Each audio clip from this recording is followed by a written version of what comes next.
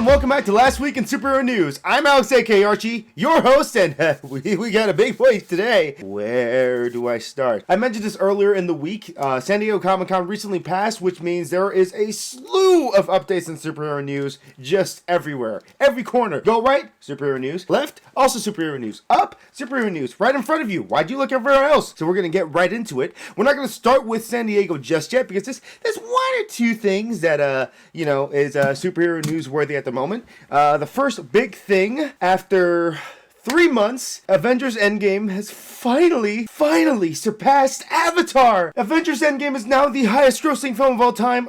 Not adjusted for inflation, for those of you that care about that. But yes, finally, Avengers Endgame has finally beaten Avatar. Oh, you did it, Mr. Stark. You can rest now. Yeah, I've definitely not hidden the fact that I was not a fan of Avatar having that record. I mean, there are reasons why it has it. I'm not going to knock that, it was one of the first big 3D movies at that point, it's a pretty big deal.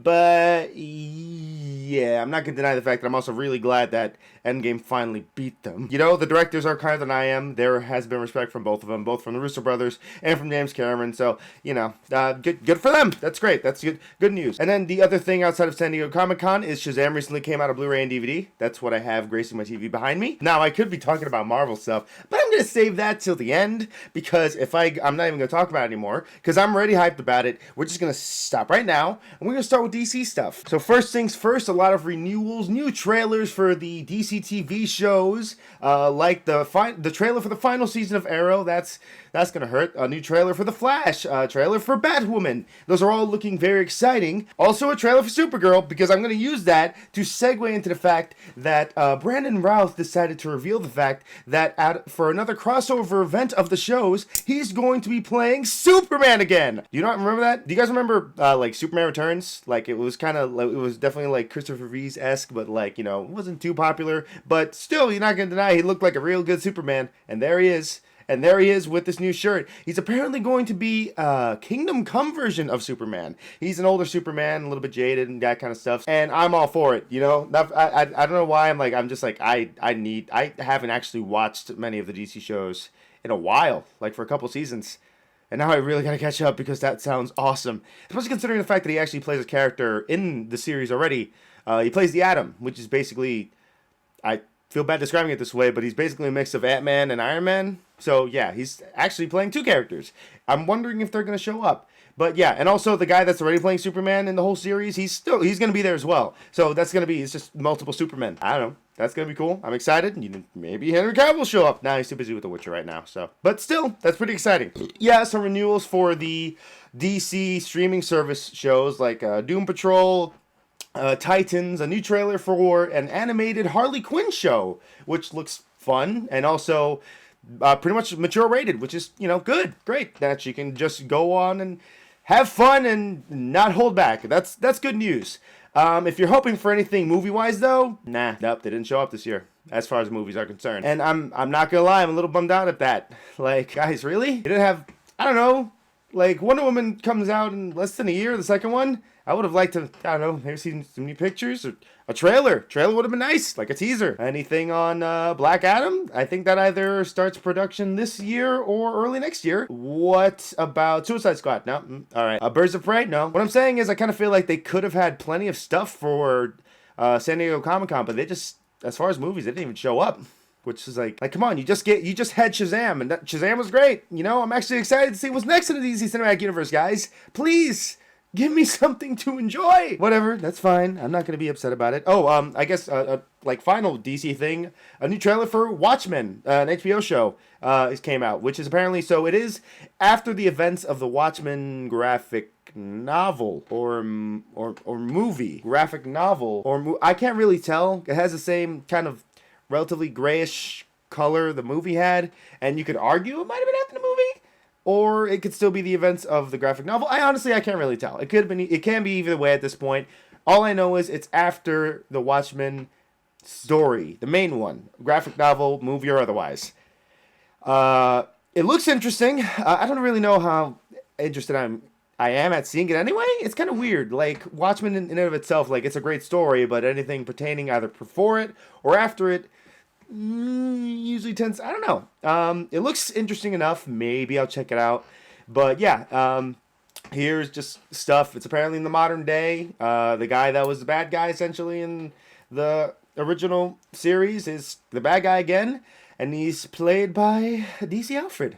I forgot his name. But yeah, it could be cool. Also, Dr. Manhattan's back. Ish. Like, they show him on Mars, and then they kind of show, like, cover a preview of a dude in a suit, but he has a blue hand. So we're all guessing that he's coming back to Earth. So we'll see what that means, I guess. I don't know. I think that comes out pretty soon, right? I don't know. Anyway, so that was DC's time in the sun. But now it's time for Marvel. I'm not even gonna sugarcoat this, guys. I'm hyped as all hell. Like, Marvel had a huge press conference and they just laid out Phase 4 in its entirety. It is a whole bunch of stuff in the next 2 years, and it's transcending media, because that might be a weird term to say. There's movies as well as shows that actually have an effect on the MCU as a whole. Like, I know we've had like shows like Agents of S.H.I.E.L.D., which by the way is ending in season 7, and we've had the Netflix shows, which unfortunately never really had an effect on the MCU, and you couldn't really fully tell even if it was like even up to date as to what was going on. But the shows that they actually are showing off will take effect on the MCU. So I guess technically it didn't really start with this, but we're going to start with Black Widow anyway. That's been officially announced. It's taking place just after Civil War, so we all know what happened in Endgame. But yeah, so it's a prequel. It's after Civil War, and I'm part of me is also kind of wondering why it took so long to get this movie out, but it's fine. I'm probably still going to check it out anyway. It has, obviously, Scarlett Johansson, Black Widow, again, and it also has David Harbour playing Alexei, which if you see Stranger Things, it's kind of ironic. But he's in it, and I love David Harbour, so that's pretty exciting. That's going to be coming out. That's the next MCU movie coming out in, I believe, May of next year. May 1st, 2020. And then the next thing they show off is the movie Eternals, which has a huge cast, like Richard Madden, Angelina Jolie, Salma Hayek, a whole bunch. Director Chloe Zhao, not too well known, but that's like, it's huge. It's huge, beautiful, diverse cast. That comes out in November of 2020. And if there's not too much known on the event, I was going to say the Avengers. The Eternals, they're apparently just a group of people that are essentially immortal, and they've been on Earth for 35,000 years. One could probably argue where they've been for all the really bad events that's been going on in the last 10 years. But it's fine. It looks really interesting, and whatever this is, it has a really cool cast and a really cool director. Next thing is Falcon and Winter Soldier. And it was great because they had Sebastian Stan and Anthony Mackie show up, and Mackie had his shield because he's new Captain America. So that's pretty exciting. That's actually a show. That's one of the shows that's going to be on Disney Plus, like an 8-parter limited series. That's coming in fall 2020. So that's something to look forward to. Like I said, again, these shows actually affect the MCU as a whole. So that's just, oh man, there's a lot. I'm like really excited. Oh man, next on the list is Shang-Chi and the Legend of the Ten Rings. And if that sounds very interesting, the Ten Rings kind of actually have to do with Iron Man, because the main guy is the Mandarin. And if you remember the Mandarin in the MCU prior, he was pretended to be the Mandarin by this guy in Iron Man 3. And that upset a lot of people, including me. But yep, the Mandarin and the Ten Rings are going to be the main antagonists in Shang-Chi, the first Asian American superhero, and it's just, again, looks really cool. And if we're gonna get like an awesome kung fu movie in the MCU, like I wish we had that more in Iron Fist. We kind of got it in like season 2, but unfortunately that wasn't going to go down. But if this is going to go full in, and then we might get like the Mandarin, which would include dragons, this is going to be like off the chain, and I'm in. Let's do it. But then getting into the weird stuff, we have the other show, WandaVision, which is a weird title, really weird, and it's like one word. WandaVision sounds like a cable network, or you can make like a cat dog theme joke with it. Jen did. It was really cute. But anyway, that actually takes place after Endgame, and it seems the proposed idea would be that Wanda goes through possible different universes, dimensions, possibly, and her powers evolve, and also she might actually be starting to be addressed as Scarlet Witch. So that's pretty awesome, especially considering the fact that she's also going to show up because her series is going to lead into this next thing, Doctor Strange in the Multiverse of Madness.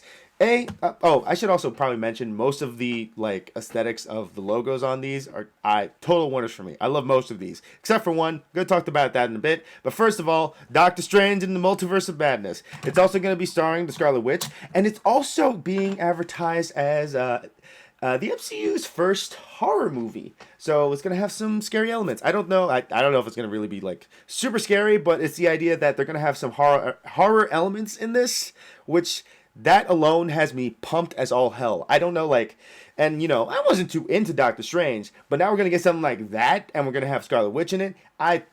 I'm okay. You got me. I'm sold. I'm in. Let's check this weirdness out. Let's go. You're gonna go into this, which I just gotta say, it seems like Marvel is kind of just doing whatever they want at this point. Moving on, we have another series on Loki, and that's the title.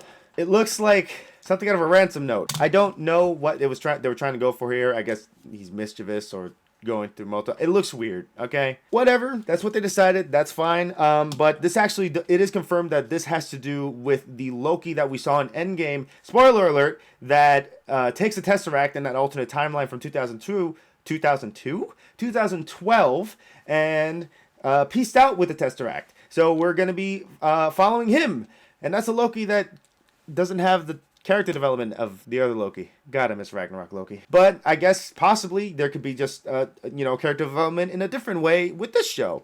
It seems interesting enough. I'll probably check it out. But then after that, we got a few other Disney Plus shows going on. And this one's actually going to be the first animated one. Marvel's What If. And What If was like a whole like comic book chain thing of like different possibilities, like what if this happened, what if that happened. Now it's like multiverses, and I kind of think in a way that's kind of what they're going for with this one, because like some sort of watcher is watching over different universes, this weird bald dude, and yeah, looks like it's gonna have a whole bunch of possibilities. Maybe Agent Peggy Carter, Soldier Serum, maybe Marvel Zombies, because they had like this weird look with Captain America and looked like a skull. Could have been also Red Skull wearing the Captain American outfit. I don't know. Probably zombies, because people seem to be very excited about that. We'll see, but it's pretty interesting to see a whole series on the idea of like what could be. And a majority of the MCU people are actually reprising their roles in this series. So that just like gives it even more credence. That's exciting. I'm give me a second. Okay, moving on. There's a Hawkeye show too. There's a Hawkeye show. I don't really have too much on that. Okay, I do have a little bit on that. So first of all, their logo here. I'm also kind of a fan, mainly because this was actually the logo for a Hawkeye comic book that came out a couple years ago. And also the fact that it seems that Clint, the regular Hawkeye, is training new Hawkeye in Katie Bishop. So probably getting a more interesting Hawkeye. That's mean. I'm not as much of a fan of Hawkeye. Sorry.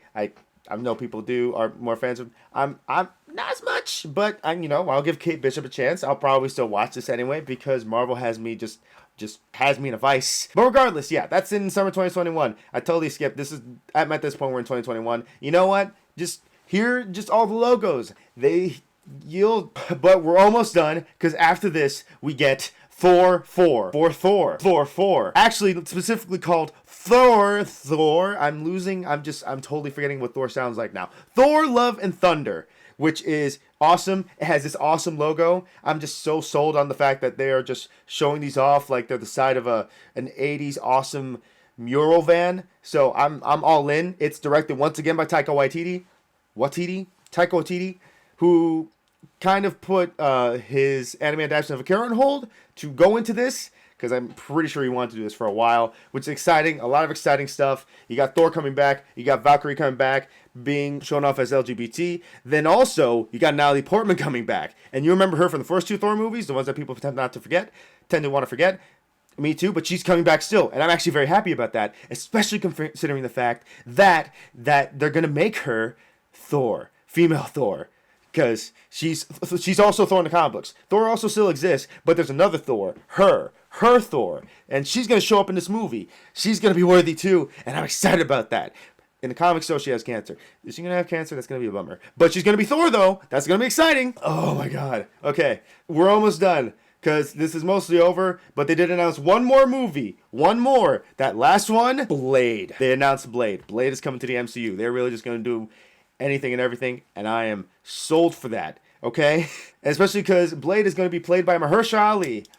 That's awesome. He was kind of in the MCU before. He was in Luke Cage as as one of the antagonists. But yeah, now he's gonna be Blade. I'm all in. I'm sold. We don't know anything about it. We don't know when it's going to be released, but you know what? I'm in anyway. Oh, all exciting stuff. I mean, there's also the other stuff that they haven't shown yet. They're only showing stuff that's coming in the next 2 years. There's still going to be Black Panther 2, Captain America 2.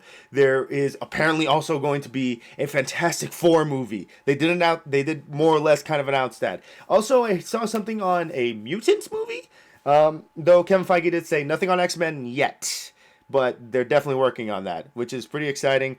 I'm like, here's the deal. Like, I'm not too much of a fan of Fantastic Four, but I am excited for Marvel getting Fantastic Four because I know they're going to want to actually do it. And most of the movies we got of Fantastic Four had to do with Fox just wanting to keep the rights. So the fact that we're going to have one where people are actually going to care about making a good Fantastic Four movie, I'm in. And whatever Mutants in, I'm in for that too. Just give me everything. That's fine. We didn't see all the movies that are being developed in Marvel right now because obviously Guardians Volume 3 was absent and James Gunn did apologize for that, but he's working on Suicide Squad and he's awesome. He's gonna put his heart in both DC and Marvel, and you gotta respect that. We're gonna get some more stuff in Guardians 3.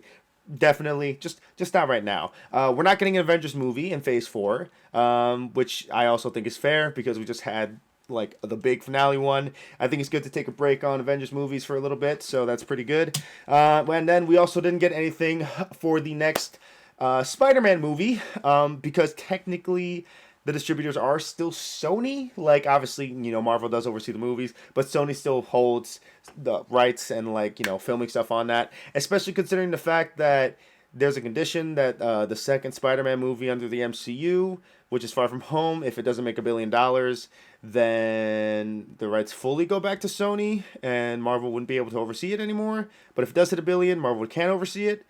It's a very weird condition, but I think we're going to be safe because as I'm recording this, it's like at $970 million anyway, so it's going to hit $1 billion any day now. But anyway, that's pretty much it. That's all I got. I'm obviously just really high. My TV turned off again. And I'm just so excited. There's so much to be excited for the next couple of years. Marvel, I'm just going to say Marvel really hit it out of the park for San Diego Comic-Con. I need more stuff on DC too, though. Guys, you gotta give me stuff. I didn't even talk about the Avengers game yet. But you know what? I'm tired. That's it. I'm talking no more. I'm done. I'm going to nap now. But if you guys have something you're excited about from San Diego Comic-Con, or if you have any news you guys want me to talk about in the next superhero news show, please let me know in the comments below. Otherwise, if you like what you see, like, comment, subscribe, all that fun stuff, and I will see you guys in the next episode of Last Week in Superhero News. Take care, everybody.